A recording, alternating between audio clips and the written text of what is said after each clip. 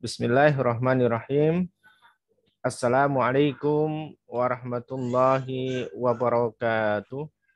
Waalaikumsalam. Waalaikumsalam warahmatullahi wabarakatuh. Alhamdulillah.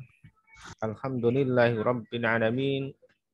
Nahmaduhu wa nasta'inuhu wa a'udzu billahi min shururi anfusina wa min sayyiati a'malina. May yahdihillahu fala mudilla lahu wa may yudlil fala hadiya lahu. Asyhadu an la ilaha illallah wahdahu la syarika lah wa asyhadu anna Muhammadan abduhu wa rasuluh. Allahumma shalli ala sayyidina Muhammad wa ala ali sayyidina Muhammad kama shallaita ala sayyidina Ibrahim wa ala ali sayyidina Ibrahim. Wa barik ala sayyidina Muhammad wa ala ali sayyidina Muhammad kama barakta ala sayyidina Ibrahim wa ala ali sayyidina Ibrahim fil alamin innaka Hamidum Majid. Subhanak la ilma lana illa ma 'allamtana innahu huwal ghafurur rahim. Alhamdulillah, Bapak Ibu jamaah kajian Malam Quran yang dirahmati Allah Subhanahu wa taala. Bahagia kami bisa membersamai Bapak Ibu semuanya karena ternyata kita sudah sekian bulan ya tanpa terasa diizinkan oleh Allah Subhanahu wa taala untuk bisa bersilaturahim, bertatap muka dan juga belajar bersama, belajar ayat-ayatnya Allah Subhanahu wa taala. Begitu banyak Allah memberikan pelajaran untuk kita dalam Al-Qur'an sehingga manakala kita mau belajar, mau mengkaji ayat-ayatnya, maka begitu banyak ilmu yang bisa kita dapatkan. Dan itu adalah bekal yang terbaik untuk kehidupan kita di dunia dan juga di akhirat. Sehingga kami untuk senantiasa mengajak agar Al-Quran itu untuk senantiasa kita baca setiap hari. Ya, kita baca setiap hari, rutinkan. Insya Allah dengan kita merutinkan membaca Al-Quran, maka akan banyak pahala, banyak manfaat yang bisa kita dapatkan. Nah, malam hari ini satu tema yang kita ambil sekaligus sebagai akhir tahun ya. Alhamdulillah di akhir tahun ini mudah-mudahan pekan depan masih ada satu lagi dan insya Allah kita akan sambung materinya sebagai penutup tahun di tahun 2021. Mudah-mudahan kita siap menyongsong di tahun 2022 dan akan banyak kejutan-kejutan dari Allah Subhanahu wa taala. Baik Bapak Ibu yang dirahmati Allah Subhanahu wa taala, sekaligus kami mengingatkan insyaallah untuk pekan depan dipersiapkan Bapak Ibu, silahkan jangan malu untuk membacakan Al-Qur'an ya. Karena ketika Bapak Ibu membacakan Al-Qur'an kemudian didengarkan oleh orang lain, insyaallah akan berpahala yang luar biasa ya. Baik, kita sama-sama belajar insyaallah. Mudah-mudahan Allah berikan keistiqomahan untuk kita semuanya. Bismillah, izinkan saya untuk menyampaikan materi ya pada malam hari ini.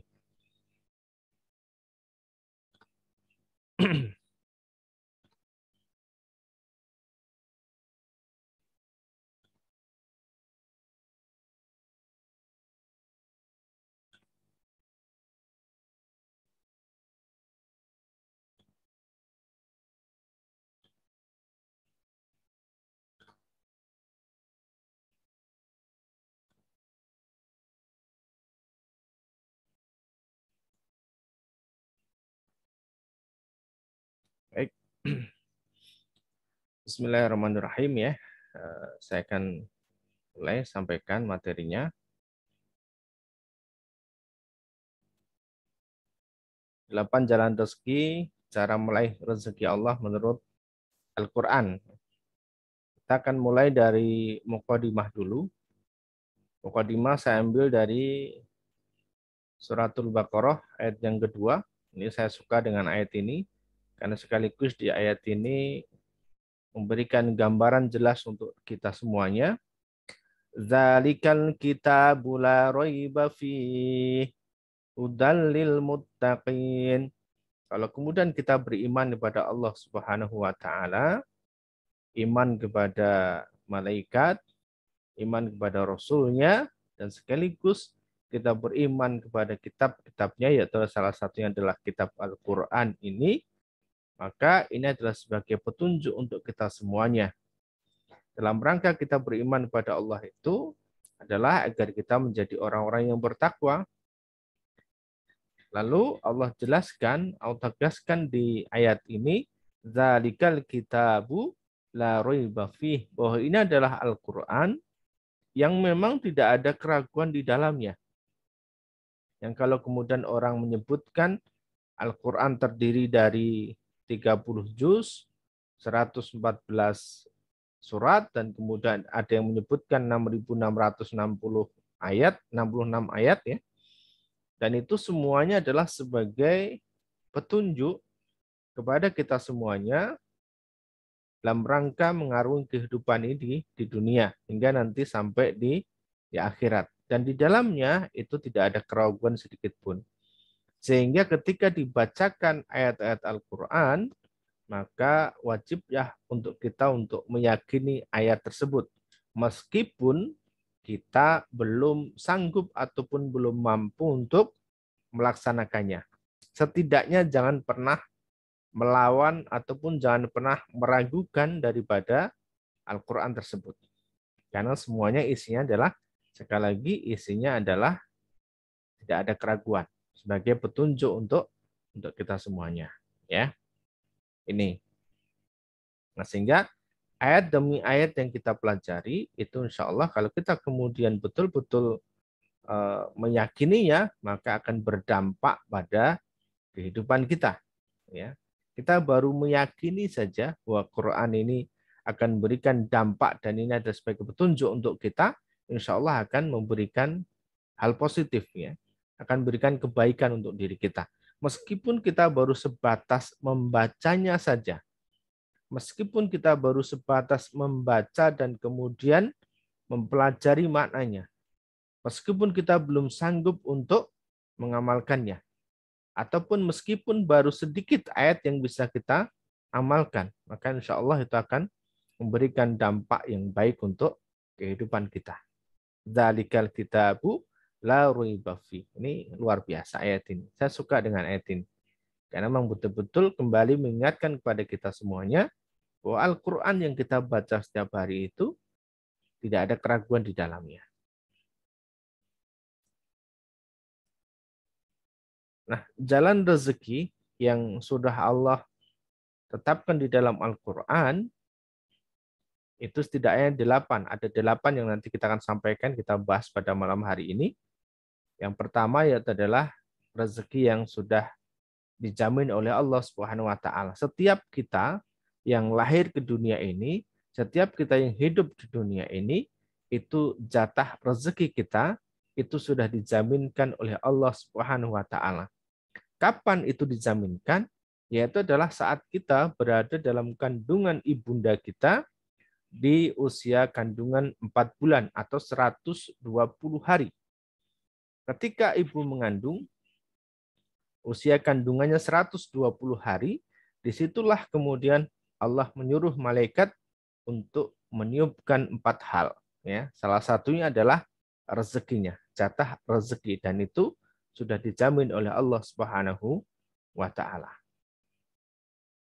Maka kalau kemudian kita sudah dijaminkan rezeki oleh Allah Subhanahu wa taala, tidak sepantasnya lah kemudian kita khawatir. Kita takut untuk menghadapi kehidupan ini dan kita takut untuk tidak mendapatkan rezeki dari Allah Subhanahu wa taala. Wa ma min dabbatin fil ardi illa 'ala Allahi rizquha wa ya'lamu mustaqarraha wa mustawda'aha kullun fi kitabim mubin. Dan tidak satu pun makhluk bergerak ataupun bernyawa di muka bumi ini melainkan semuanya telah dijamin rezekinya oleh Allah. Dan Allah mengetahui di mana tempat kediamannya dan tempat penyimpanannya. Semuanya sudah tertulis jelas. Nyata di dalam kitab Lauh Mahfuz. Jadi sudah ditetapkan oleh Allah Subhanahu wa taala jatah rezekinya masing-masing. Kalau kita kemudian belajar dari alam sekitar kita misalnya, kita bisa lihat Nyamuk, cicak. Cicak itu makanannya adalah nyamuk.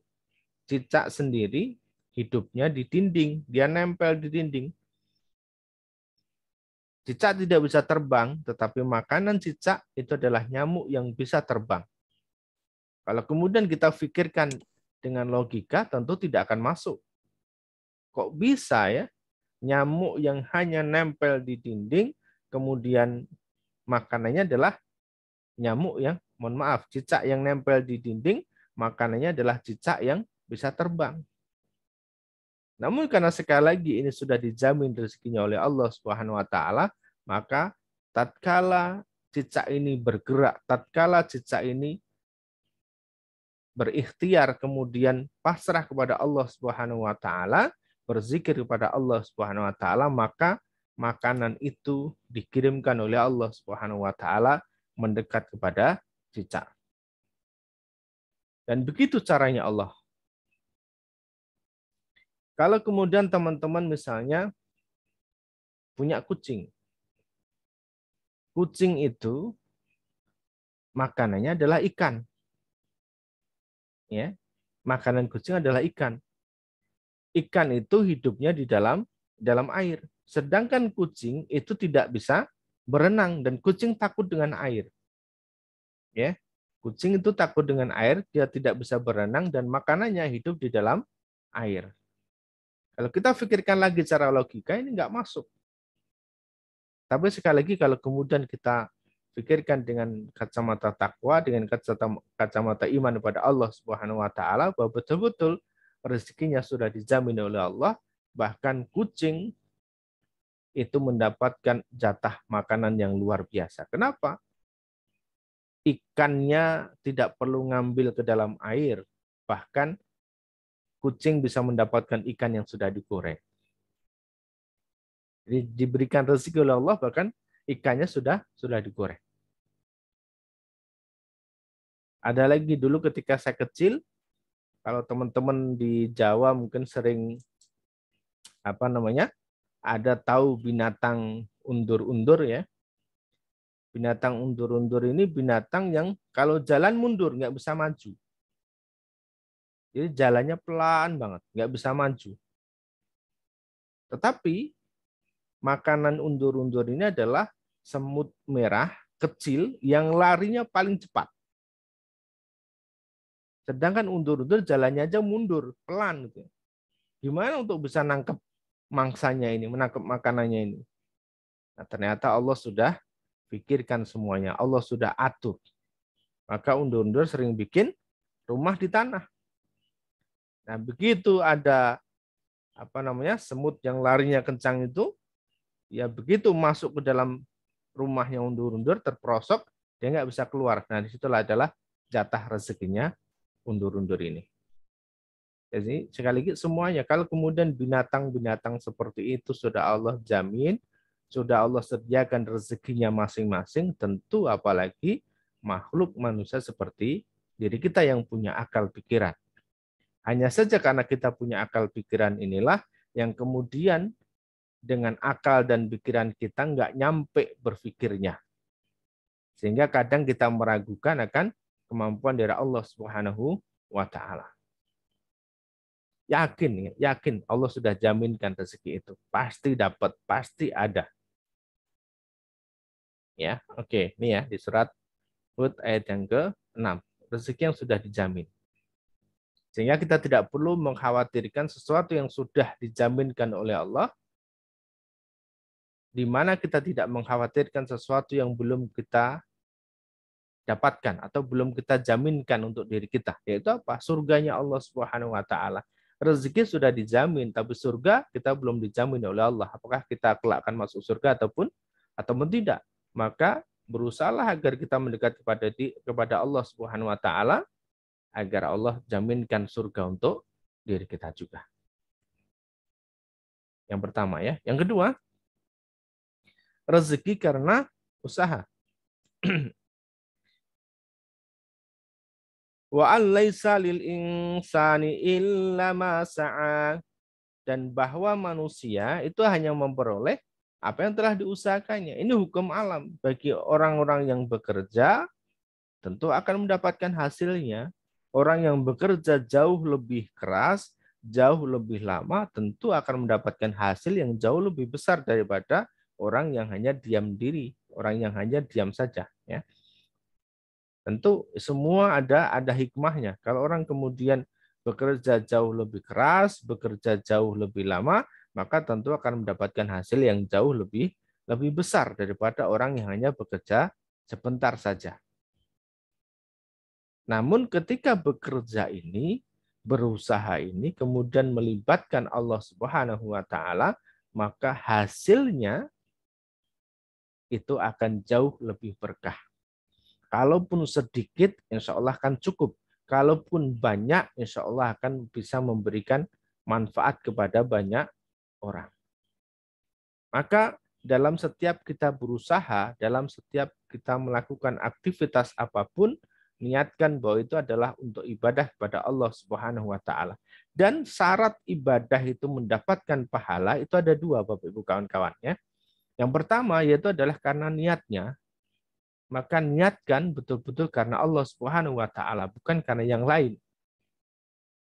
Yang kedua yaitu adalah caranya. Maka gunakan cara-cara yang diridhoi oleh Allah Subhanahu wa Ta'ala dalam usaha kita. Jangan pernah ada kecurangan, jangan pernah ada hal-hal yang kemudian melanggar aturan daripada Allah Subhanahu wa Ta'ala.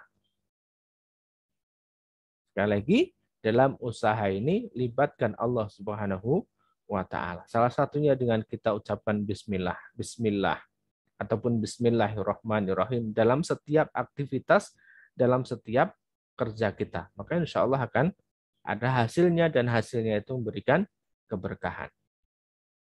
Dan sekali lagi ini hukum alam. Kalau kemudian ada orang yang nggak pernah sholat, nggak pernah sembahyang, tetapi dia bekerja dengan keras, kemudian mendapatkan hasil yang jauh lebih banyak daripada kita, karena kita sekedar lebih banyak bengong, lebih banyak duduk, ya itu wajar saja, ya.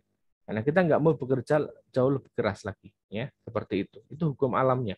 Tetapi sekali lagi hasil itu berbeda ketika kita betul-betul melibatkan Allah dalam setiap usaha kita. Insya Allah akan jauh lebih berkah, ya. Kemudian yang berikutnya adalah rezeki karena menikah. Dan ini tidak akan didapatkan oleh orang-orang yang masih jomblo. Orang-orang yang belum punya pasangan, orang-orang yang belum menikah, maka tidak akan mendapatkan rezeki ini. Wa ankihul ayama minkum wassalihina min ibadikum wa imaikum iyyakunu fuqara yughnihimullahu min fadlih wallahu wasi'un alim. Dan nikahkanlah orang-orang yang masih membujang di antara kamu dan juga orang-orang yang layak menikah dari hamba-hamba sahayamu yang laki-laki dan perempuan. Jadi ketika orang sudah balik, sudah betul-betul sudah siap menikah, maka sudah saatnya lah kemudian kita nikahkan mereka. Kenapa? Karena ketika tidak dinikahkan maka akan menimbulkan banyak madharat. Nah, kita tidak boleh atau tidak ingin agar madharat itu terjadi. Maka nikahkan saja. Meskipun orang-orang ini memang belum mapan dalam kehidupannya. Disampaikan oleh Allah, jika mereka miskin, ya, maka Allah lah yang akan memberikan kemampuan kepada mereka dengan karunia-Nya. Dan Allah sekali lagi itu maha luas pemberiannya dan juga maha mengetahui. Orang yang memang ketika awal menikah itu biasanya orang-orang yang kebanyakan belum mapan, gitu ya. Tetapi ketika mereka sudah menikah, maka secara ekonomi mereka akan mulai mapan, akan mulai tertata. Gitu ya. Ada satu kisah misalnya, kawan saya ketika dulu gaji pertama dia jadi guru honorer itu hanya 125.000 per bulan, ya, 125.000 per bulan. Kemudian menikah. Nah, setelah menikah, jelang berapa bulan dari menikah itu, ternyata Allah berikan karunia yang luar biasa. Yaitu apa? Yaitu mereka kemudian diangkat menjadi pegawai negeri sipil PNS. Ya, itu pun tanpa ada biaya apapun. Karena melalui Allah lah mereka diangkat derajatnya. Nah, seperti itu. Termasuk ada orang-orang yang dulu ketika sebelum menikah pendapatannya hanya 75.000 per minggu atau 300 per bulan. Itu pun ketika sudah menikah maka Allah akan berikan banyak lagi rezekinya. Dan itu selalu ada, ya. Atau dalam logika kita yang sederhana begini. Dalam logika kita yang sederhana adalah ketika si A, katakanlah demikian, sebelum menikah punya penghasilan 500.000 per bulan, kemudian menikah dengan si B yang penghasilannya 500.000 juga per bulan, maka ketika mereka menikah, maka penghasilan mereka menjadi 1 juta per bulan. Kenapa? Karena digabungkan. Ini secara logika mudah. Tetapi Allah tidak sekedar menggabungkan penghasilan mereka, tapi justru akan ditambah bahkan berlipat ganda. Bisa saja si A ini penghasilannya akan naik menjadi 750 atau mungkin bahkan menjadi 1 juta. Si B pun juga sama, akan mendapatkan kenaikan dari penghasilan seperti itu. Itu sudah dijaminkan oleh Allah. Nah, teman-teman pasti coba diingat-ingat kembali awal nikah dulu seperti apa, lalu kemudian sekian tahun dari pernikahan itu apa yang didapat? Banyak banget tentu yang didapat. Kalau kemudian suruh milih, tentu kehidupannya adalah berbeda. Contoh kecil misalnya, dulu awal nikah ada yang belum punya handphone, tapi setelah menikah akhirnya punya handphone. Nah, dan begitu seterusnya, ya. Ini surat An-Nur ayat 32. Jadi kenapa kemudian diperintahkan untuk menikah? Karena ini tadi, ya. Ini tadi karena Allah akan menjaminkan rezeki bagi mereka yang mau menikah. Nah, kadang sekarang jadi problem adalah belum ada jodohnya. Nah, ini belum ada jodohnya, Ustadz. Insya Allah minta sama Allah ya agar diberikan jodoh dan juga memantaskan diri. Oke, ini ya. Lalu setelah menikah kemudian akan ada anak dan ini juga sebagai jalan rezeki. Setiap anak itu punya jatah rezekinya masing-masing. Maka ketika kita punya anak 1, kita punya anak 2, punya anak 3, punya anak 4, anak 5 dan seterusnya, tentu hasil dari usaha yang kita lakukan, hasil dari pekerjaan yang kita lakukan, hasil dari ikhtiar yang kita kerjakan tentu akan berbeda, ya. Jadi punya anak 1, punya anak 2 itu tentu berbeda, akan jauh lebih banyak ketika punya anak yang lebih banyak lagi. Wala taqtulu auladakum khasyata imlaq nahnu narzuquhum wa iyyakum inna qatlahum kana khita'an kabira. Ya, jadi khit'an kabira afan ya. Jadi qatlahum kana khita'an kabira. Dan janganlah kamu membunuh anak-anakmu karena takut miskin. Kamilah yang memberi rezeki kepada mereka dan kepadamu. Membunuh mereka itu sungguh suatu dosa yang besar. Jadi kalau kemudian kita punya anak, ya maka disyukuri saja. Karena setiap anak yang lahir ke dunia ini tentu sudah membawa jatah rezekinya masing-masing. Hanya nanti wasilahnya itu bisa melalui kita, bisa juga melalui orang lain. Contoh kalau melalui kita bagaimana? Misalnya kita punya usaha, maka dengan kita punya anak, maka usaha kita akan jauh lebih lancar, akan jauh lebih laris. Kalau kita punya pekerjaan, maka tentu dari gaji kita akan mengalami kenaikan setelah kita punya anak. Atau ketika melalui wasilah orang lain, nah bisa jadi nanti akan Allah berikan jatah-jatah rezeki lewat orang lain. Nah seperti itu. Ya artinya setiap anak yang lahir itu tentu punya jatah rezekinya masing-masing. Maka orang tua tidak boleh kemudian ngeluh ketika terkait dengan biaya sekolah anak misalnya, terkait dengan biaya pendidikan, terkait dengan kebutuhan-kebutuhan anak yang lainnya. Kenapa? Karena itu adalah memang jatah mereka, jatah rezeki mereka. Dan insya Allah kita sebagai orang tua hanya sebagai wasilah saja untuk mengatur sebagai perantara rezeki anak-anak kita. Dan tentu kita sebagai orang tua, sebagai wasilah untuk anak-anak kita, akan mendapatkan balasan yang jauh lebih besar lagi. Apa balasannya? Balasannya adalah ketika anak kita melakukan amal kebaikan, amal soleh, maka tentu tanpa diminta pun orang tua akan mendapatkan kebaikan atas amal daripada anak tersebut. Ya, seperti itu. Ketika anak ibadah, ketika anak sedekah, ketika anak baca Quran dan seterusnya, maka orang tuanya akan mendapatkan atau akan kecipratan pahala daripada yang dilakukan oleh anak tersebut tanpa mengurangi pahala dari anaknya. Jadi kenapa kemudian kita jadi wasilah seperti itu?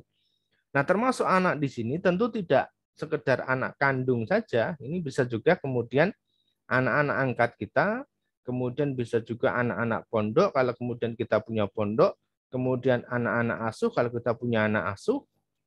Dan saya pernah menyampaikan dalam satu materi namanya adalah rezeki titipan. Nah, bisa jadi karena kita kemudian mengadopsi anak, kemudian kita punya bimbingan anak-anak, kemudian kita punya asuh anak-anak, ini Allah akan berikan rezeki, ya rezeki anak-anak itu dan dititipkan untuk diri kita. Jadi seolah-olah rezeki kita itu bertambah dari jatah yang kita dapatkan. Nah, seperti itu. Itu namanya adalah rezeki titipan. Dan rezeki titipan ini luar biasa, ya. Kita akan mendapatkan pahala daripada rezeki titipan ini. Termasuk rezekinya masjid, itu kalau lewat kita dapat pahala juga. Termasuk rezekinya anak yatim, kalau lewat kita dapat rezekinya juga. Termasuk rezekinya fakir miskin, kalau dititipkan lewat kita dapat pahalanya. Seperti itu, insya Allah ya. Surat Al-Isra ayat 31. Rezeki karena kita punya anak. Maka kalau orang Jawa pernah mengatakan bahwa banyak anak banyak rezeki, ya karena memang benar ya, karena benar, insya Allah ada benarnya dalam hal ini. Yang berikutnya rezeki karena istighfar. Nah, kalau kita punya banyak problem, punya banyak masalah, punya keinginan dan nggak tahu bagaimana cara meminta kepada Allah Subhanahu Wa Taala, ya sudah cukup dengan istighfar saja. Jadi kita punya banyak hajat, punya banyak keinginan, tapi bingung bagaimana cara ngomongnya sama Allah, sudah istighfar saja, ya, sudah istighfar saja. Maka insya Allah akan Allah berikan hajat-hajat kita itu. Faqultu astaghfiru rabbakum innahu kana ghaffara. Mohon ampunlah kepada Tuhanmu Allah Subhanahu wa taala, sungguh Dia Maha Pengampun. Yursilis samaa 'alaikum bidrara. Jadi niscaya Allah itu akan menurunkan hujan yang lebat dari langit kepadamu. Hujan ini juga merupakan sebuah rezeki, ya. Jadi hujan yang baik, hujan yang banyak kemudian bisa mengaliri tanah-tanah yang tandus, maka ini juga merupakan rezeki, ya, membuat tanaman itu menjadi subur, ini juga rezeki. Wa yumdidukum bi amwali wa banina wa yaj'al lakum jannati wa yaj'al lakum anhara. Nah, di ayat ini Allah itu jelas menyebutkan kata rezeki itu dengan harta, ya. Jadi menyebutkan rezeki di sini dengan kata harta, ya. Wa yumdidukum bi amwal, yaitu adalah dengan memperbanyak harta, dengan istighfar maka kita akan diberikan banyak harta. Wa banin, yaitu adalah dan juga anak-anak. Wa yaj'al lakum jannati wa yaj'al lakum anharo, dan juga mengadakan kebun-kebun. Kebun-kebun tidak sekedar kebun-kebun, tetapi kebun ini kemudian di sekitarnya ada sungai-sungai. Jadi kebun yang kemudian dilengkapi dengan sungai. Tentu kebun yang ada sungainya atau kebun yang dekat dengan sungai ini digambarkan adalah kebun yang subur. Lantaran apa tadi? Lantaran karena istighfar kepada Allah Subhanahu wa taala. Nah, termasuk juga satu kisah kejadian yang dialami oleh Imam Ahmad bin Hambal. Suatu ketika ada keinginan beliau itu melakukan safar, ya, melakukan perjalanan ke Irak, ya.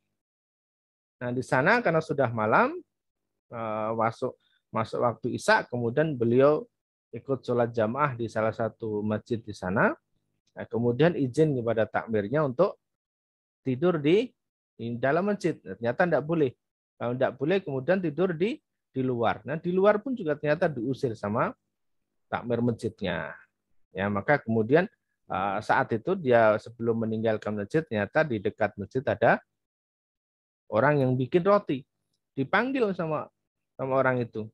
Ya Syekh, dia Syekh. Syekh itu adalah panggilan orang tua. Ya Bapak kalau di Indonesia saat ini ya.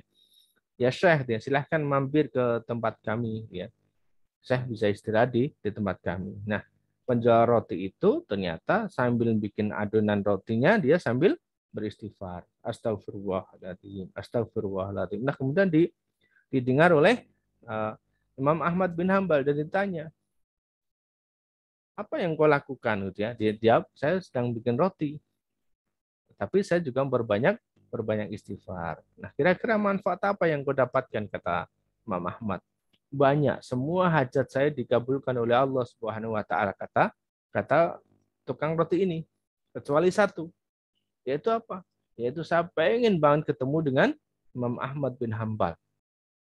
Dan ternyata dijawab oleh Imam Ahmad bin Hambal, semua doamu, semua hajatmu sudah dikabulkan oleh Allah Subhanahu wa taala. Lalu kemudian Imam Ahmad bin Hambal memperkenalkan dirinya bahwa beliaulah adalah Imam Ahmad bin Hambal, dan beliau datang ke situ karena memang lantaran digerakkan oleh Allah Subhanahu wa taala karena istighfarnya tadi.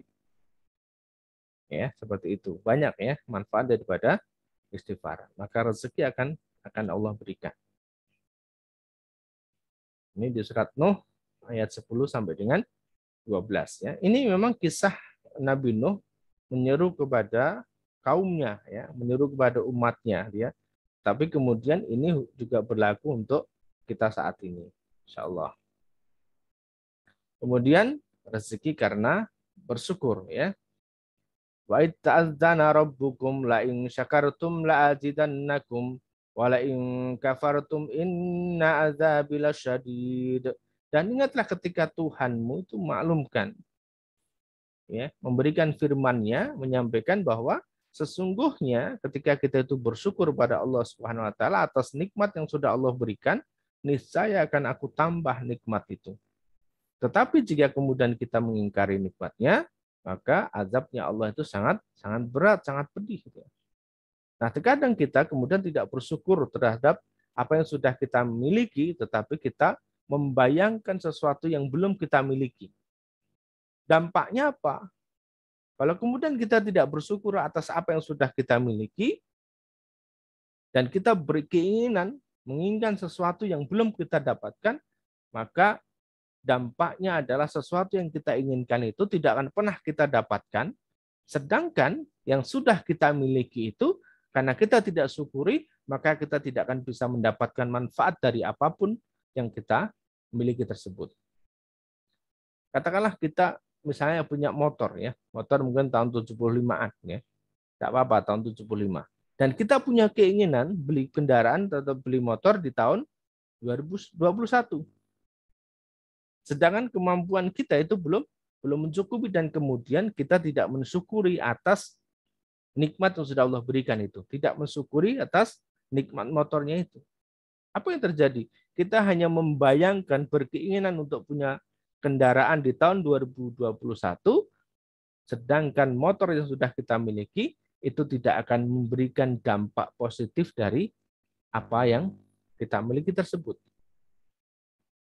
Nah, sehingga sayang banget ya, yang sudah kita miliki tidak bisa memberikan manfaat, yang kita inginkan itu tidak bisa terwujud.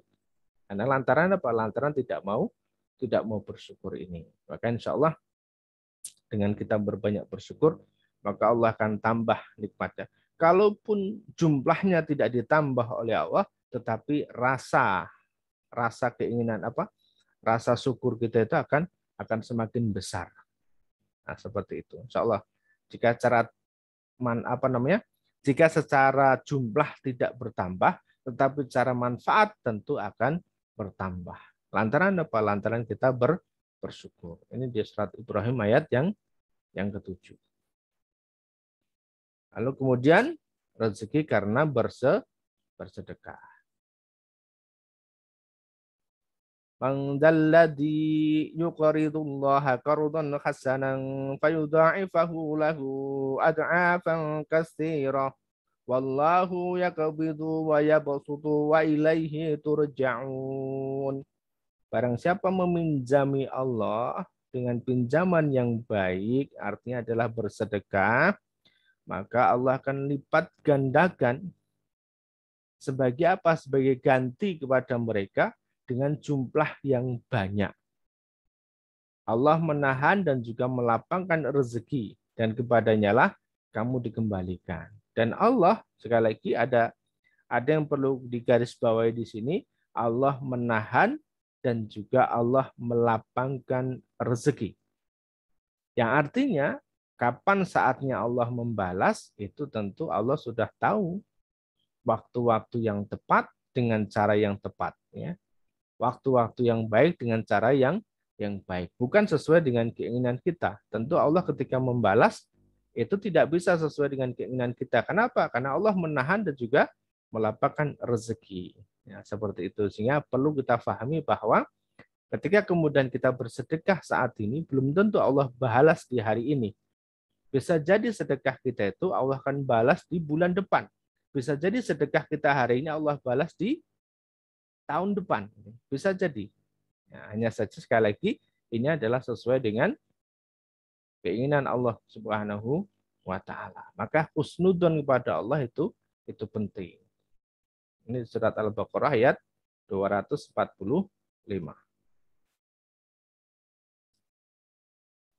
Rezeki karena takwa, ini yang terakhir ya. Rezeki karena takwa. Ada di surat At-Tolak ayat 2. Wa may yattaqillaha yaj'al lahu makhraja. Barang siapa bertakwa kepada Allah, niscaya dia akan membukakan jalan keluar baginya, termasuk jalan rezeki, termasuk jalan-jalan kesulitan akan Allah bukakan solusinya. Apapun hajat kita, apapun keinginan kita itu, tatkala kita benar-benar bertakwa kepada Allah Subhanahu wa taala, maka Allah akan bukakan jalan keluarnya. Ini ya. Oke.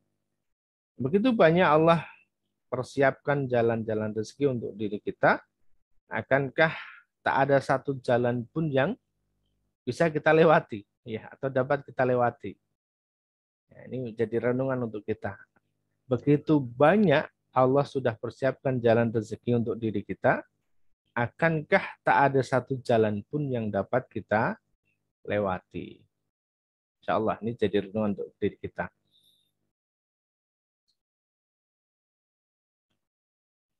Baik, Bapak Ibu, kawan-kawan yang dirahmati Allah Subhanahu wa taala, demikianlah materi kita pada malam hari ini. Insyaallah kita akan sambung dengan diskusi ya. Insyaallah ini kurang sedikit lagi jam 9, jadi tepat insyaallah kita malam hari ini kita selesaikan materinya tentang jalan rezeki. Ada 8 tadi, insyaallah bisa kita pelajari, dan sekali lagi terakhir tadi saya sampaikan, dari banyaknya jalan rezeki tadi, akankah tidak ada satu jalan yang bisa kita lalui untuk mendapatkan rezeki dari Allah Subhanahu wa taala.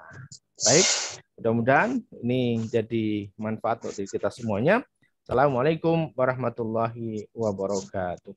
Waktu saya kembalikan ke Gus Wi. Baik. Waalaikumsalam. Terima kasih ada Kang Udin yang telah menyampaikan materi kita pada malam hari ini. Luar biasa. Dan ini menjadikan kita untuk kemudian bagaimana semakin ya memanfaatkan sebaik-baiknya yang nikmat-nikmatnya Allah kepada kita untuk melakukan aktivitas kita berikutnya. Baik, sekalian, kita masuk ke acara diskusi tanya jawab.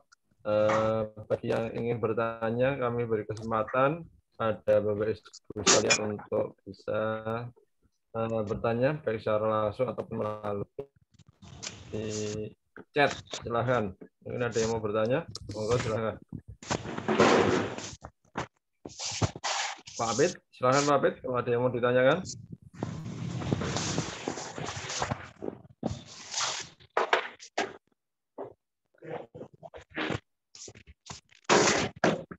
Atau sambil kita menunggu pertanyaan secara langsung, ini ada yang bertanya lewat chat.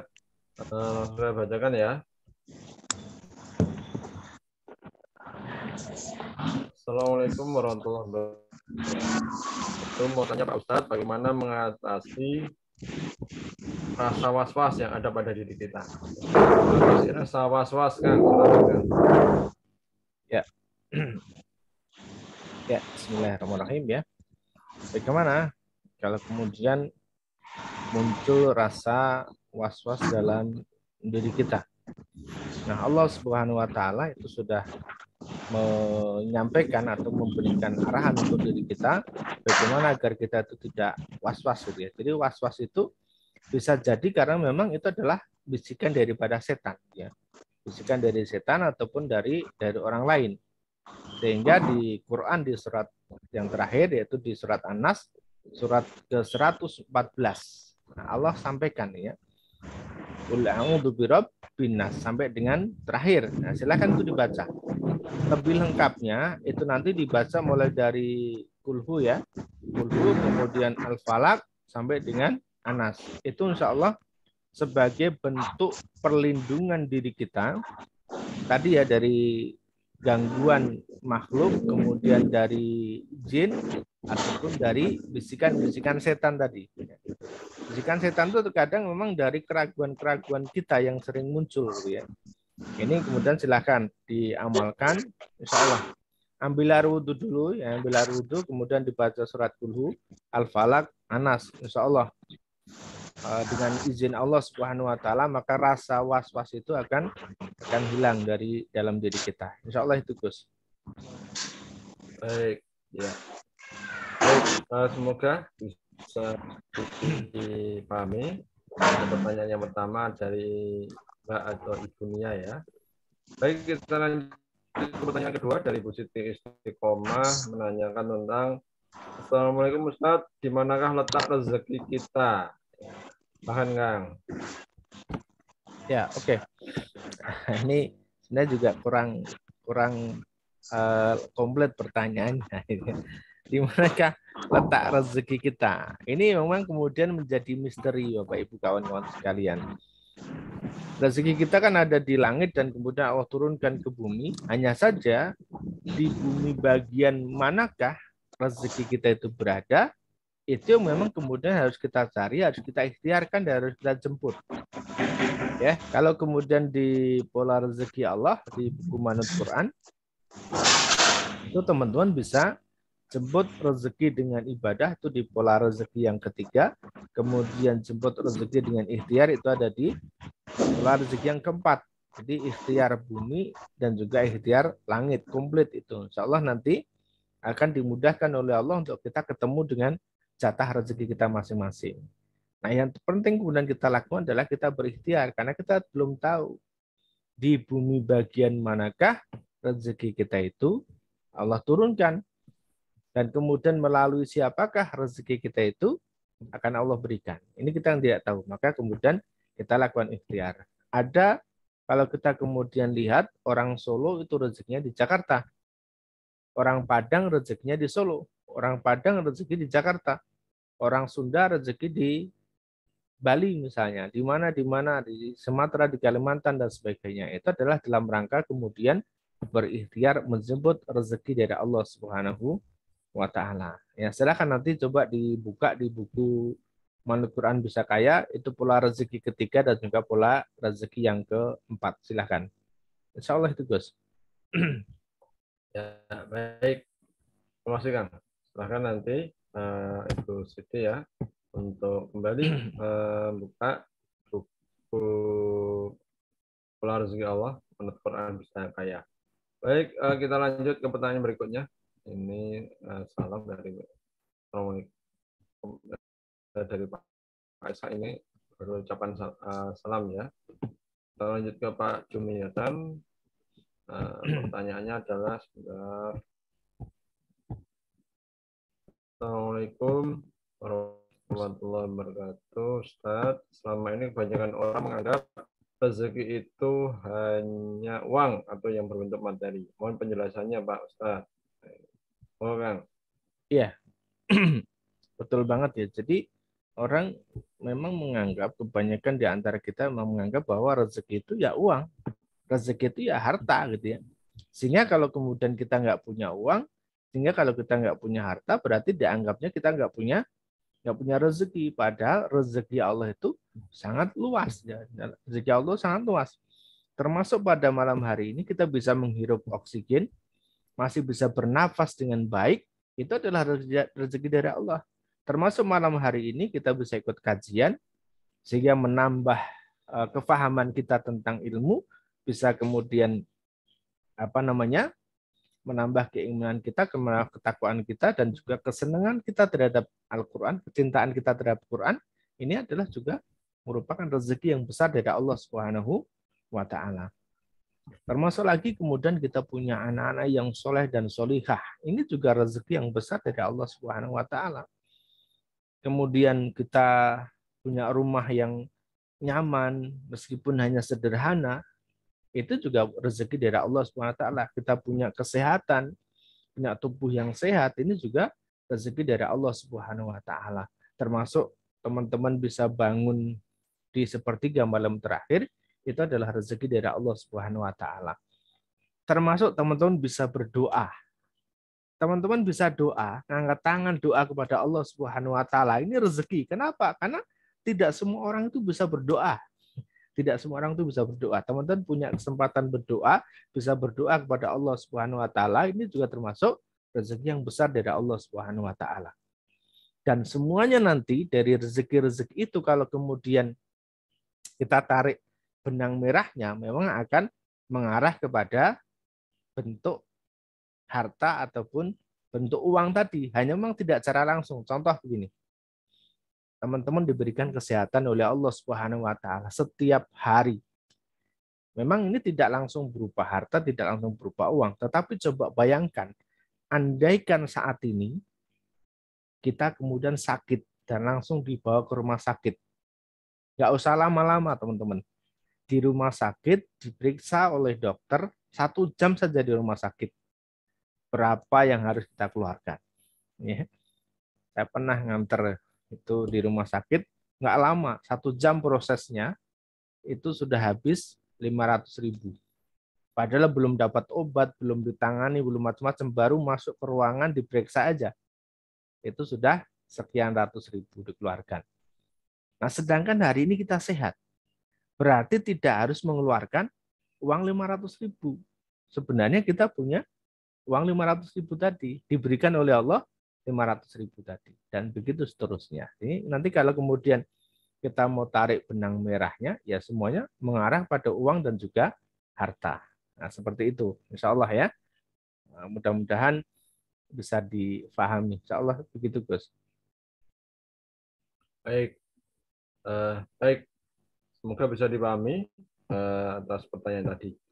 Baik, kita lanjut ke pertanyaan berikutnya. Oh, ini ada yang mungkin bisa langsung diminta untuk menyampaikan pertanyaan. Silahkan, Bu Fatmi. Monggo. Terima kasih, Kang, waktunya.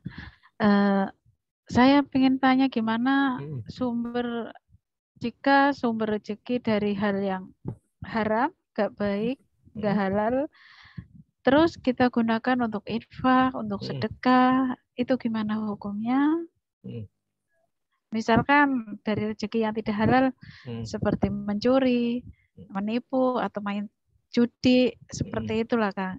Kita gunakan rezeki tersebut kita untuk beramal ke jalan Allah. Itu gimana? Mohon penjelasannya. Ya, oke. Ya.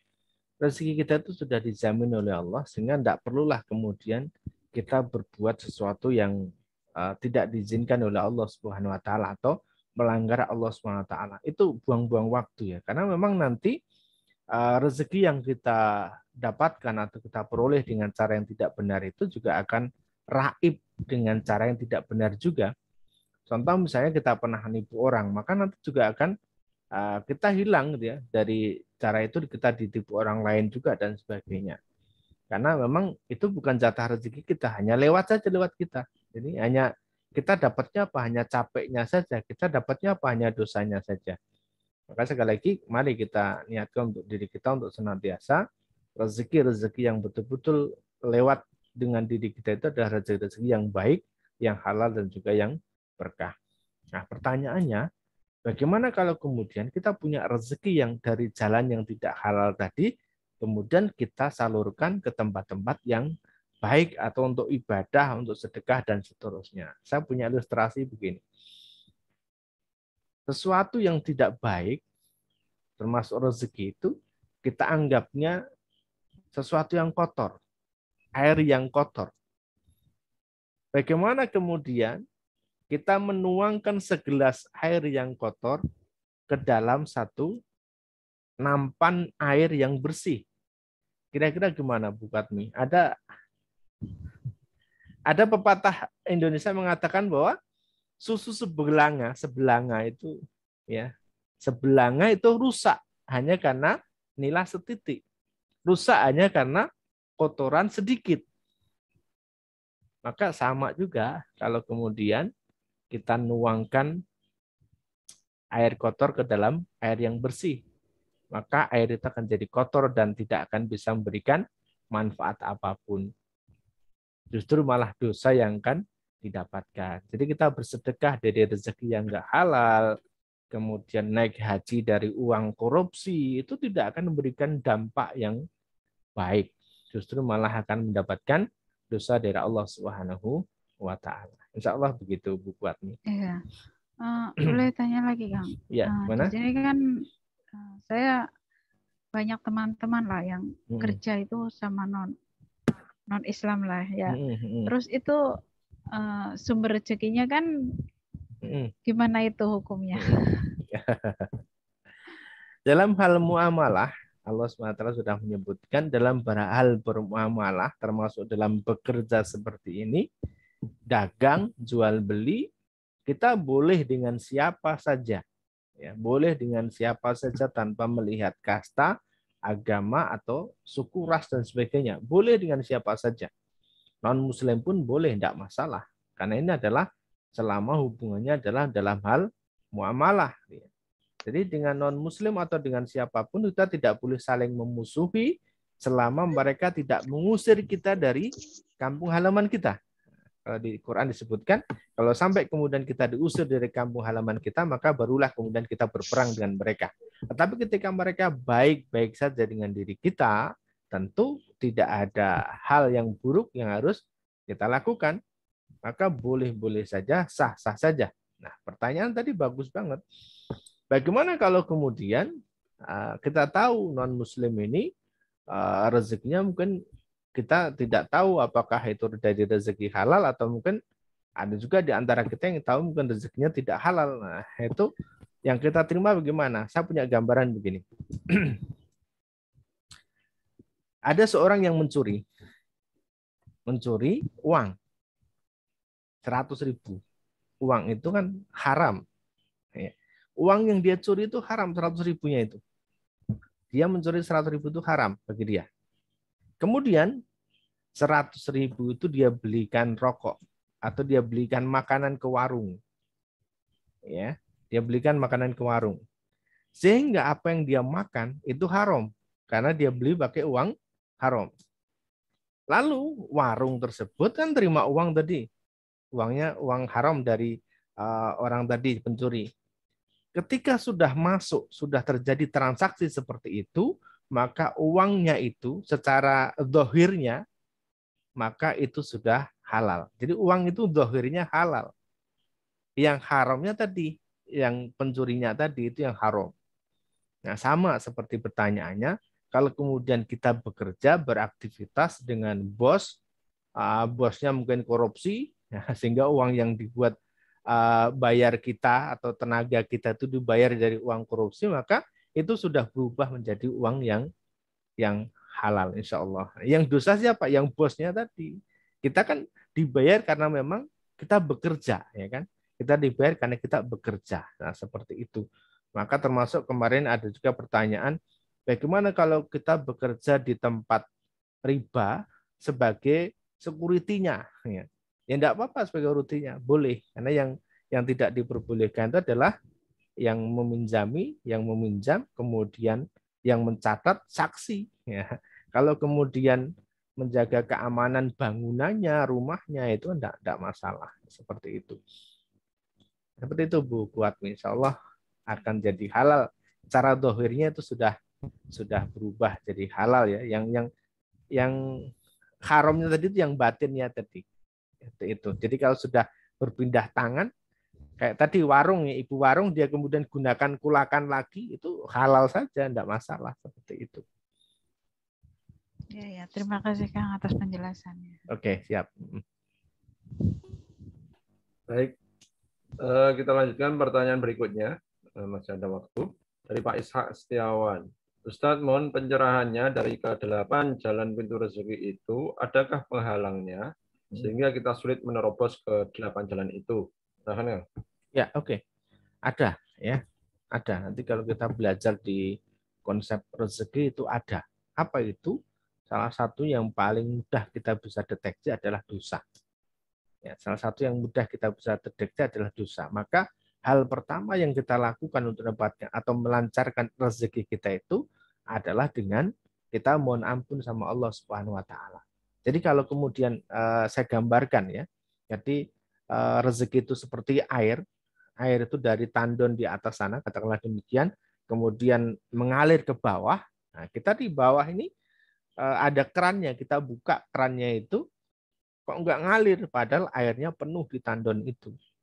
Nah, bisa jadi karena apa? Ada kalau di ini ada lumut ya, ada lumut, ada jamur, ada kotoran, ada batu yang mungkin menghalangi air itu untuk bisa keluar dengan lancar sampai di bawah. Begitu kita cek, wah kok cuma tetes-tetes kecil aja atau mungkin sama sekali mampet. Nah ini.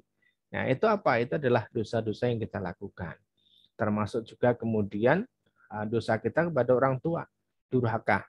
Baik itu yang kita sengaja ataupun yang tidak kita sengaja. Maka satu hal yang penting saat kita kemudian mengalami rezeki selut, itu selain kita memperbaiki hubungan kita dengan Allah adalah kita perbaiki hubungan dengan orang tua. Karena bisa jadi dari ucapan kita, dari perlakuan kita, yang mungkin tanpa kita sengaja itu menyakiti orang tua kita. Saat orang tua kita sakit, itu Allah kemudian bisa jadi kemudian ridho dengan apa yang diucapkan orang tua kita. Maka hubungi orang tua, minta maaf. Karena bisa jadi ada hubungan-hubungan yang nggak baik. Termasuk ketika mungkin seorang anak yang sebenarnya tidak diridhoi untuk menikah dengan si A. Tidak diridhoi untuk bekerja di tempat B, di kota B misalnya. Saya sering menyampaikan, teman-teman kalau kemudian minta izin ke orang tua, pengen bekerja di kota lain, kalau orang tua kemudian tidak mengizinkan, jangan. Nanti pasti hasilnya tidak baik di kota itu. Pasti tidak baik. Karena orang tua ketika tidak mengizinkan itu pasti punya alasan. Dan alasan itu tentu masuk akal. Hanya saja mungkin kita yang belum bisa terima. Maksud saya tidak boleh ke Jakarta misalnya. Padahal orang tua melarang. Kalau kita tetap nekat ke Jakarta, hasilnya apa? Pasti tidak baik. Banyak yang terjadi seperti itu. Ya, banyak yang seperti itu. Maka sekali lagi, kalau tadi pertanyaannya adalah, adakah yang menghalangi rezeki kita? Ada. Nah, salah satunya adalah tadi dosa-dosa kita. Baik dosa kita kepada orang lain, utamanya kepada orang tua kita. Insya Allah, maka perbaiki hubungan kita dengan Allah Subhanahu Wa Taala, perbaiki hubungan kita dengan orang tua. Insya Allah itu, Gus. Ya, baik. Semoga bisa dipahami untuk jawabannya. Baik, kita lanjut ke pertanyaan berikutnya dari Pak Iwan Gunaria. Assalamualaikum Pak Ustadz. Setahun yang lalu saya ada bisnis, tapi sampai kehilangan uang yang lumayan banyak. Apakah rezeki yang sudah didapatkan bisa kembali lagi dengan cara bagaimana ya Pak Ustadz? Silahkan, Kang. Ya. Kalau kemudian rezeki kita itu hilang, atau kita punya harta kemudian hilang, berarti itu bukan rezeki kita. Itu bukan jatah rezeki kita. Bisa jadi itu jatah rezeki orang lain. Atau bisa jadi memang itu tadi rezeki titipan dari Allah Subhanahu Wa Taala yang dititipkan untuk diri kita. Maka silakan dicek bisnisnya itu apa, waktu memulainya itu dengan cara yang benar atau tidak. Itu sekali lagi ini ada di pola rezeki yang keempat, ya. Apakah modalnya itu didapat dengan cara yang benar, kemudian produk atau bisnisnya itu benar, cara marketingnya mungkin juga benar, cara pemasarannya, kemudian ketika sudah mendapatkan hasilnya, apakah juga hasilnya itu disalurkan dengan cara-cara yang benar atau tidak. Misalnya, kita tidak pernah bayar zakat, misalnya. Kita tidak pernah keluarkan sedekah. Nah, ketika Allah kemudian minta, ya bisa jadi itu adalah jumlah sedekah yang memang harus kita keluarkan. Atau mungkin jumlah sedekah yang memang harus kita keluarkan. Dipaksa oleh Allah untuk keluar. Seperti itu. Insya Allah ya, maka silahkan nanti untuk betul-betul dievaluasi kembali. Kalau kemudian seperti ini harus kita lakukan adalah kita ikhlaskan dulu dan kemudian kita berhusnudzon kepada Allah Subhanahu wa taala bahwa kelak Allah akan ganti dengan yang jauh lebih baik lagi. Tetap kemudian dievaluasi apakah tadi ya poin-poin yang kemudian saya sampaikan itu nanti sudah dilakukan dengan benar atau tidak. Silakan nanti dibuka kembali di pola rezeki yang keempat ya. Seperti itu, Gus. Baik. Terima kasih Kang. Semoga bisa dipahami ya Bapak Iwan. Kita lanjut ke penanya berikutnya dari Najwan. Assalamualaikum Pak Ustadz, saya Saida dari Serang. Bagaimana ketika kita merasa sudah menjalankan ibadah pada Allah SWT, tapi rezeki yang diinginkan, uang atau harta masih belum didapatkan juga? Bagaimana cara menyikapi perasaan seperti ini? Silahkan Kang. Ya, oke. Ya, ini kembali ke pertanyaan tadi ya, Pak. Rezeki itu tidak harus kemudian berupa harta ataupun uang secara cash money ya. Tetapi dengan kemudian kita diberikan kesehatan oleh Allah Subhanahu wa taala, itu rezeki yang besar.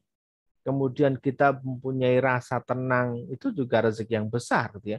Coba teman-teman bayangkan, ada orang yang punya rumah mewah, megah, mobilnya banyak, kemudian hartanya melimpah, tetapi hatinya nggak tenang. Apa yang terjadi? Gelisah terus tiap malam, tidur aja nggak bisa tenang, nggak bisa nyenyak gitu ya. Kemudian sampai dia harus minum obat tidur. Berapa biaya yang dia harus keluarkan untuk minum obat tidur itu? Itu mahal gitu ya. Sampai kemudian dia nggak bisa tenang, macam-macam dan sebagainya. Ketika teman-teman itu tenang, kemudian bisa tidur, nyaman, itu juga rezeki yang besar gitu ya. Maka saya sering berikan acungan jempol buat teman-teman yang saat ini sedang ikhtiar untuk menyelesaikan hutang. Ketika teman-teman punya hutang, kemudian masih bisa tersenyum, punya hutang, kemudian punya rasa tenang, punya hutang tapi bisa tidur nyenyak, itu luar biasa. Karena banyak orang yang nggak punya hutang saja nggak bisa tidur. Banyak orang yang punya hutang nggak bisa tersenyum gitu ya. Dan itu mahal. Kalau kemudian harus dikurskan dengan rupiah, tentu tidak akan cukup keuangan kita. Maka tadi kalau kemudian saya sudah bekerja, sudah berikhtiar, sudah ibadah, tapi kok kayaknya nggak dapat nih apa yang saya dapat, yang saya inginkan itu. Kayaknya nggak kesampaian ya, bukan begitu. Maka kita husnudzon kepada Allah Subhanahu wa taala, bisa jadi karena memang Allah tidak inginkan atau tidak berikan berupa uang saat ini. Karena kalau Allah berikan uang saat ini, bisa jadi nanti kita akan semakin jauh dari Allah Subhanahu wa taala. Ada banyak ya. Ketika sedang ikhtiar untuk lunas hutang itu Masya Allah, sergebnya ke masjid, sering baca Quran, sedekahnya lancar dan sebagainya. Tapi begitu hutangnya lunas, mulai jauh nih dari masjid, mulai jauh dari Allah. Karena kadang mindset kemudian niatnya belum benar. Begitu Allah sudah kasih sedikit saja pintu, kemudian malah kita jauh dari Allah. Nah, bisa jadi tadi kita Allah pengen agar kita itu semakin membuat diri kita itu terbiasa dengan ibadah-ibadah yang kita lakukan. Maka syukuri saja dan kita berhusnudzon kepada Allah Subhanahu wa taala. Terkait dalam hal dunia, maka tentu kita juga harus belajar membaca bagaimana cara mendapatkan peluang, bagaimana cara kemudian kita berikhtiar buminya itu bagaimana, bisnis dan sebagainya. Tentu itu juga ada hal-hal yang harus kita pelajari. Insya Allah demikian, Gus Wi. Baik, ya. Semoga bisa dipahami ya, Bu Saida, ibu atau bapak ini ya, tentang bagaimana hakikat rezeki ya bagi kita. Pertanyaan berikutnya dari Bu Siti Zainah Arifah, Tangerang Selatan. Pertanyaan adalah, Assalamualaikum Bang Udin. Alhamdulillah semua rezeki yang diberikan oleh Allah saya dari menjahit. Tapi kadang ada baju juga kan yang tidak diambil. Sedang sudah berusaha untuk hubungi yang punya baju tetapi tetap tidak diambil sampai bertahun-tahun. Gimana hukumnya? Sangat mengganjal di hati saya. Iya. Ini termasuk barang temuan berarti ya. Masuk seperti barang temuan. Tetapi sekali lagi tolonglah sebaiknya dikomunikasikan selama masih bisa dikomunikasikan, tolong dikomunikasikan, dan ketika tidak diambil tolong disampaikan untuk diikhlaskan agar bisa diberikan kepada orang lain agar lebih bisa bermanfaat, karena barang ketika berhenti disimpan saja itu tidak akan memberikan manfaat ya, tapi ketika dibagikan kepada orang lain tentu ada orang lain yang jauh membutuhkan dan itu mungkin bisa bermanfaat. Nah, sekali lagi kalau kemudian kita bisa tarik seperti barang barang temuan. Jadi kalau kita nemu barang sesuatu itu harus kita umumkan barang itu, ya harus kita umumkan, dan sebelum setahun kita tidak boleh memanfaatkan dari barang tersebut. Kalaupun kemudian terpaksa kita memanfaatkan barang tersebut dalam jangka 1 tahun itu, karena mungkin barangkali kita takut itu rusak barangnya, kita manfaatkan dulu, kita pakai dulu, maka setelah setahun, kemudian tatkala ada orang yang mencari, maka kita harus menggantikan. Contoh misalnya, ada sapu, kita nemu sapu nih. Sapu ini kalau kemudian hukumnya kan kita umumkan dulu, siapa nih yang kehilangan sapu warna hijau di sini ya, silakan ambil di sini. Ditunggu sekian waktu nggak ada yang ngambil, nggak ada yang datang ngambil.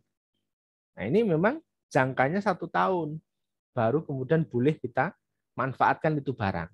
Tapi kalau kemudian ini barang yang kemudian takut tadi rusak, kalau tidak kita manfaatkan, maka boleh dimanfaatkan sapu itu. Nah nanti ketika kemudian orangnya kok datang, oh, itu sapu saya, maka silahkan diganti dengan yang baru. Minta keikhlasannya, mohon maaf sapunya ini saya pakai karena takut nanti kalau rusak, ini haknya jenengan, saya ganti dengan sapu yang baru. Insya Allah demikian. Nah itu ya termasuk baju kalau sampai bertahun-tahun ya insya Allah bisa dimanfaatkan. Tapi sekali lagi sebaiknya komunikasi dulu. Kalau masih bisa komunikasi ya seperti itu, Gus Wi. Ya, baik. Mungkin juga bisa diubah pola ketika menerima pesanan, Ibu. Misalnya tidak hanya sekedar dengan nomor HP saja, mungkin bisa juga dengan alamat rumah seperti itu, sehingga kan kemudian bisa lebih mudah ketika kita ingin mengembalikan. Seperti itu. Baik, pertanyaan berikutnya dari Bu Elin Nurlia dari Garut. Garut. Assalamualaikum warahmatullahi wabarakatuh. Salah satu anak saya kerja di bank syariah. Bagaimana menurut Kang Udin? Padahal saya tiap bulan menerima pemberiannya. Ya, sekali lagi kalau terkait dengan hal seperti ini saya tidak mau menyebut merek ya. Ya apapun pekerjaannya insya Allah bagus. Kalau kemudian dia punya gaji, punya hasil, insya Allah diberikan ke ibunya, insya Allah akan jadi halal. Tidak masalah, ibu bisa manfaatkan dengan sebaik-baiknya. Jadi kalau sudah berpindah tangan, insya Allah itu sudah menjadi halal karena bentuknya sudah zahir tadi. Yang dinilai itu adalah yang bukan zahirnya, ya, yang zahirnya. Insya Allah demikian, Bu. Boleh, silakan, monggo bisa dimanfaatkan. Oke, baik. Sepertinya pertanyaannya sudah cukup ini kan. Atau mungkin dari Bapak Ibu ada yang ingin bertanya langsung, silakan. Oh ini ada pertanyaan lagi. Oh ada yang tanya. Tambahan ini Kang. Ini dari Pak Lukman ada ringkasan materinya. Ya nanti akan kita share lagi video YouTube-nya ya Pak Lukman ya, nanti kita rekaman malam ini nanti kita akan share. Dari Bu Siti Mariani, Assalamualaikum warahmatullahi wabarakatuh. Kang, saya Siti Mariani, mau tanya kalau kita bersedekah umat atau bersedekah makan, yang itu mengambil non-muslim, apakah termasuk sedekah atau berbagi? Itu pahalanya banyak atau gimana? Mohon penjelasannya, Kang. Ya, ini yang saya tangkap ya. Yang saya tangkap adalah pertanyaannya, Bu Siti Mariani ini bersedekah kepada non-muslim. Ini pertanyaan yang saya tangkap seperti itu ya. Ya. Nah, insya Allah diperbolehkan saja ya. Bersedekah itu boleh kepada siapa saja ya. Ketika apalagi mereka adalah orang-orang yang membutuhkan seperti itu, maka disilahkan monggo mau ke non muslim mau ke muslim, insya Allah akan tetap dapat pahala dari Allah Subhanahu wa taala. Insya Allah demikian Bu Siti Mariani ya. Ya, baik. Bisa dipahami ya Bu Siti Mariani. Jadi silahkan untuk membantu orang, ya kita tidak harus membeda-bedakan ya, karena insya Allah semua makhluk yang Allah ciptakan itu menjadi sarana bagi kita untuk berbuat kebaikan. Nah, seperti itu, insya Allah ya. Karena kalau hukum yang sudah jelas itu kan terkait dengan zakat fitrah itu ya. Kita berbagi dengan 8 asnaf itu yang jelas untuk zakat fitrah. Jadi kalau sedekah mau kepada siapa, insya Allah masih konteksnya masih lebih luas. Oke, baik Bapak Ibu sekalian, pertanyaan-pertanyaan sudah kita jawab satu persatu. Insya Allah semoga bisa memberikan pencerahan, pemahaman bagi kita semuanya bagaimana kita menyikapi jalannya rezeki, memahami rezeki dari Allah, termasuk kontekstualnya ya, tidak hanya sekedar tekstualnya, dan memahami tentang hakikat rezeki itu tidak hanya sekedar sebagai kita atau yang kita terima selama ini kita anggap sebagai sebuah yang bernilai ya, harta ya, disampaikan oleh Kang Udin, sejatinya rezeki itu luas cakupannya dan segala harta. Kemudian ini harus kembali kita pahami, sehat juga rezeki, bersaudara juga rezeki, gitu kan? Kita bisa silaturahim juga rezeki, ilmu juga rezeki. Ya, bisa luas sekali. Maka itu harus kita pahami sebagai bagian dari nikmat yang Allah berikan pada kita. Wabi ayyi ala'i rabbikum ya, dalam surat Ar-Rahman. Baik, ada tambahan Kang untuk closing? Ya, cukup insya Allah. Oke, baik.